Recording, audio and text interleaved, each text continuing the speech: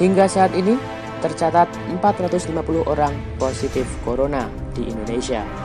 20 diantaranya sembuh, sedangkan 38 lainnya meninggal dunia. Merebahnya virus corona menyebabkan pemerintah menetapkan untuk meliburkan sekolah selama 2 pekan. Tidak untuk liburan, melainkan hanya untuk belajar di rumah dan berdiam diri di rumah atau mengikuti program social distancing atau jarak sosial di rumah, guna untuk menghentikan laju penularan virus tersebut. Berdasarkan ilmu medis, berikut dijelaskan manfaat adanya social distancing untuk Anda.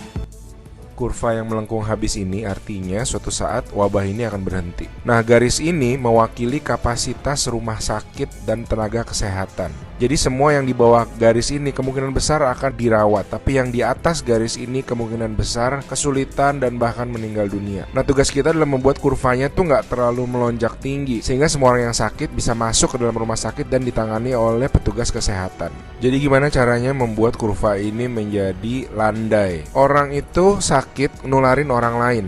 Nah, orang yang sudah sembuh, tubuhnya jadi punya imunitas, sehingga kemungkinan dia tertular lagi itu kecil atau hampir nggak ada. Sehingga caranya sebuah wabah apapun itu dari zaman dulu berhenti adalah ketika cukup banyak orang kena virusnya, lalu menjadi imun sehingga virusnya nggak bisa punya orang untuk ditularin lagi. Nah, kenapa selama ini kita perlu banget namanya social distancing atau ngejauhin diri? Animasi ini bagus banget. Ini contoh kalau semua orang bergerak bebas seperti biasa, nggak ada pikiran, semua tetap pergi konser, pergi jalan-jalan. Ini akan terjadi. Satu orang akan menularkan semua orang berbarengan, dan itu yang berbahaya. Seperti tadi kita ngelihat kurvanya ya. Pada akhirnya akan lewat dan pada akhirnya semua orang akan sembuh. Tapi karena kurvanya tinggi, banyak orang akan mati dalam prosesnya. Nah, yang terjadi di Cina dengan adanya lockdown, ditutup, membuat orang tidak sakit sekaligus berbarengan. Jadi kurvanya lebih landai kalau kalian lihat, sehingga memberi waktu untuk orang-orang menjadi sembuh dan akhirnya bisa melandaikan kurva. Nah, sekarang kita lihat kalau kita lakukan namanya social distancing, yaitu kalau nggak harus banget nggak usah pergi keluar, kalau nggak penting-penting banget nggak usah ketemu temen, nggak usah ada social function, semuanya ditunda dulu. Kita lihat apa yang terjadi.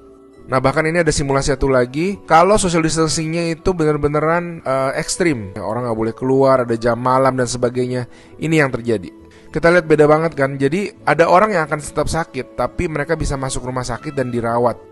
Jadi teman-teman, please do your social distancing, stay at home, work from home, anywhere you can. Ada orang-orang yang nggak bisa, saya mengerti, tapi sebisa mungkin lakukanlah semuanya itu. A good way of doing it is to imagine that you do have the virus, yeah, and change your behavior so that you're not transmitting it.